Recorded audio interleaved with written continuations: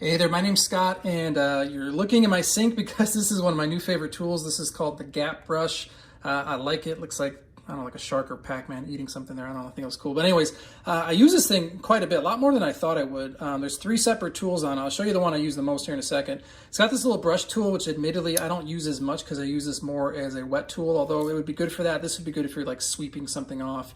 And then this is kind of like a little bit more of a straw tool. It's a fatter than a normal straw tool. Most straw tools are kind of like this. You see this one's a little bit fatter, but it's good because it can kind of get into different areas. So this is a Stanley cup lid that I use quite a bit. So that little tool here will go around in the lid very easily.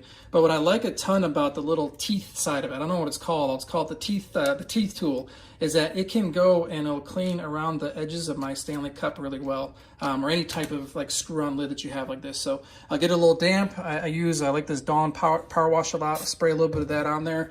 Let me get the tool here a little damp as well.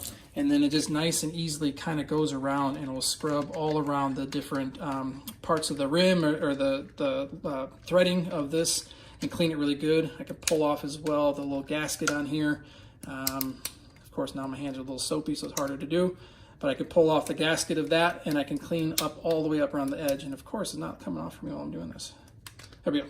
I can clean up here around the edge nice and good, and everything will get good and clean. As you see, it does a good job with those little plastic bristles cleaning really good, which is nice because if you use kind of a regular sponge, it doesn't necessarily get in the grooves very well.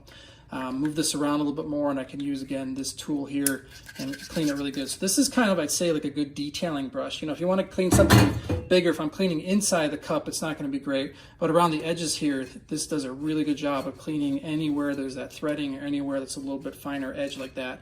And then make sure that I have all my cups and things are good and clean. So I've been really happy with this. As I said, I use this thing way more than I thought I would. We keep one by the sink and we're using it all the time. And this is the Gap brush, and it's a very cool little tool here.